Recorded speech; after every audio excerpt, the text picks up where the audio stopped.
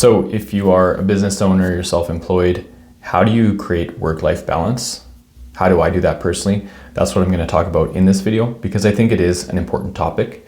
I mean, I think that's important for everyone, whether or not you're a business owner, even for employees, that can be important. And I would argue it's probably even more important for employees than for business owners. I know that business owners are more likely to get carried away and put in really long hours because not only are they doing the work in their business, but they're also having to work on their business and deal with things like, filing taxes and doing bookkeeping and getting insurance and maybe dealing with contracts and employees and things like that. So maybe business owners are more likely to put in the long hours and get burnt out doing that. But I think one thing that's important is that I find with business owners, typically they created something that they wanted to create. So they're building a lifestyle for them, based on doing some type of work that they get enjoyment from. And if that's the case, typically it's harder to get burnout, in my opinion. Like when I've been an employee in the past, I'm looking forward to the holidays. I'm looking forward to, leaving the office. I get burnt out if I do more work than I'm used to doing. Whereas with being a business owner, I have a completely different attitude. Like I'm excited to go to work. I'm, not always looking at the clock and, figuring out when I'm going to leave, and I don't take enough holidays and things like that. So it is a different attitude. And, for those that can relate to me, I think you'll get burnt out less easily. And I think just with life in general, life is more enjoyable when you're doing the things that you actually want to be doing. And not to say that you can't enjoy your life and enjoy your work as an employee, but just as an employee, typically someone else is dictating what you do and choosing hours and stuff like that.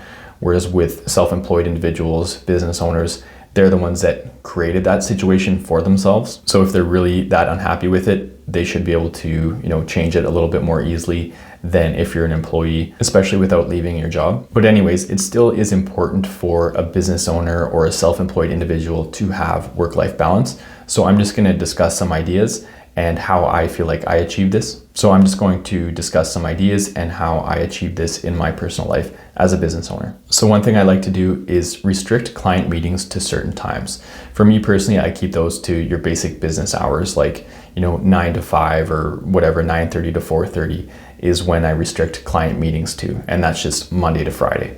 There's the odd time where I might accommodate a client and work outside of those hours, but only allowing myself to be booked within those hours is a good way to, have some boundaries and not be working around the clock. Now, another thing that can work and works well for me is just scheduling things. So for example, like if you're trying to make a point of going to the gym more frequently, don't just go when you're free, schedule it. Make it so that you go, every Monday and Wednesday morning, or every Tuesday, Thursday afternoon after work or whatever. Like if you get in the habit of that and kind of have it scheduled in your mind and even in your calendar and have your calendar booked off, then it becomes a lot easier to do those things. And then also easier to have that work-life balance where it's like, okay, it's 4 o'clock on Tuesday and Thursday, no more work. My calendar is booked off. That's when I go to the gym, or that's when I, spend time with kids or whatever it may be in your life that creates that work-life balance. Now, another thing that is important to do is just having routine. So with both of those things, like getting in the routine of only working with clients, Monday to Friday, 9 to 5, if that makes sense in your situation, or getting in the routine of going to the gym every Tuesday, Thursday morning, or, going for a run every Wednesday afternoon kind of thing. Like build that habit, build that routine. It gets easier to stick with, and it gets easier to just have that stable and consistent work-life balance. Now, another thing that I find works really well is committing to different things, like being part of groups or teams or clubs or whatever.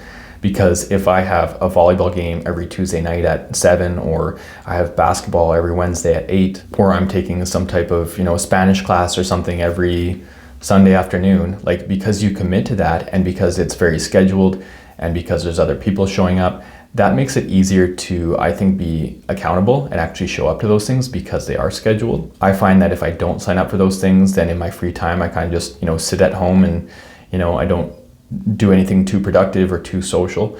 Whereas when I sign up for those groups or those teams, I'm getting out every week, at the same time, the same place with the same people.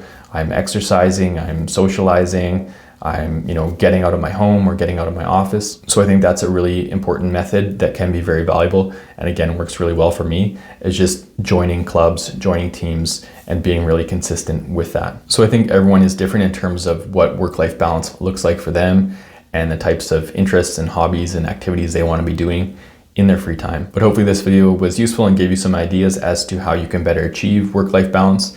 If you enjoyed the video, please click like and feel free to check out my YouTube channel here, where I currently have over 265 videos that cover business management and business startup topics.